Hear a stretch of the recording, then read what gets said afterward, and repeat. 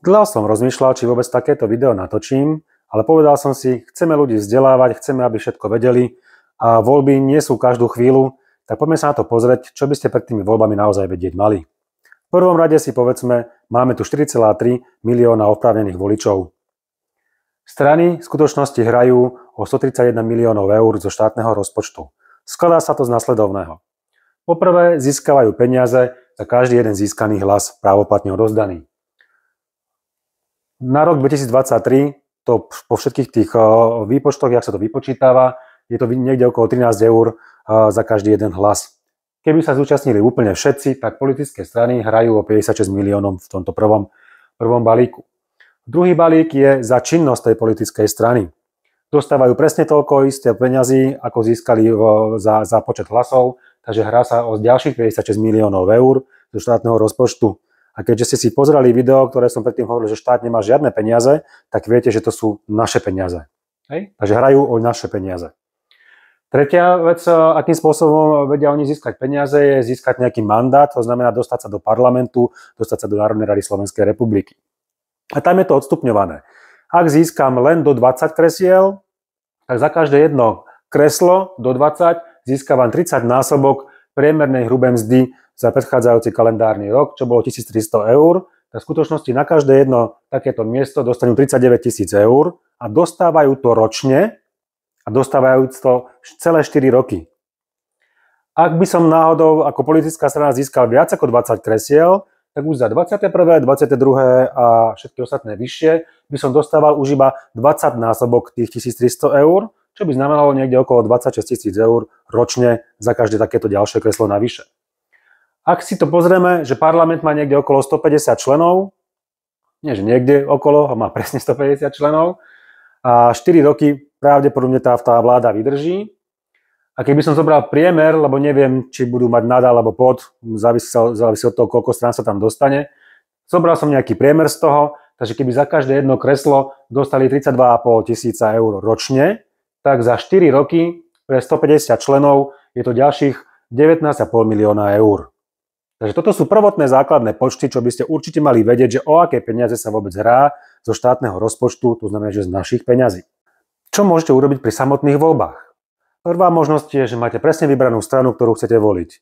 Prídete, vyberete z tých všetkých papierov tú správnu stranu, ktorú do tej obálky chcete vložiť, zakrúžkujete maximálne 4 budúcich poslancov, ak teda ich tam nejakých chcete dať, môžete aj nezakrúžkovať nikoho, iba tú politickú stranu tam vložiť. Vložíte to do obálky, odovzdávate do urny, odchádzate. Takže pozor, krúžkuje sa, skontrolujte si na obálke, či tam máte uvedené štátne znaky, ak je to v poriadku, odovzdávate do urny, odchádzate. Druhá možnosť je, že nepôjdem voliť vôbec nikoho, lebo mi nikto nepresvedčil. Čo sa vlastne stane s mojím nehlasom? Tým, že som ja nešiel vôbec voliť, stane sa nasledovné. Ak by sme boli 10, čo sme voliť nešli, a výsledky by dopadli takýmto spôsobom, že strana X 50% získa, strana Y 30% získa, strana Z 20% získa z tých oprávnených voličov, ktorých už zvolili. Takže vieme, že nejaké mandáty do parlamentu dostanú, takže týmto peniazom sa nejakým spôsobom nevyhneme. Ale tým, že ja som nevolil, tak môj hlas sa rozráta percentuálne, ako získali strany vo voľbách výsledky, tak môj hlas sa im kusovo zaráta aj tak napriek tomu. A tým pádom, keby táto prvá strana mala 50% a my sme 10, čo sme voliť neboli, tak 5 hlasov by automaticky pripadlo tejto strane a už by dostávali peniaze za hlas aj za činnosť, lebo za činnosť sa odvíja od toho, koľko som získal za hlas.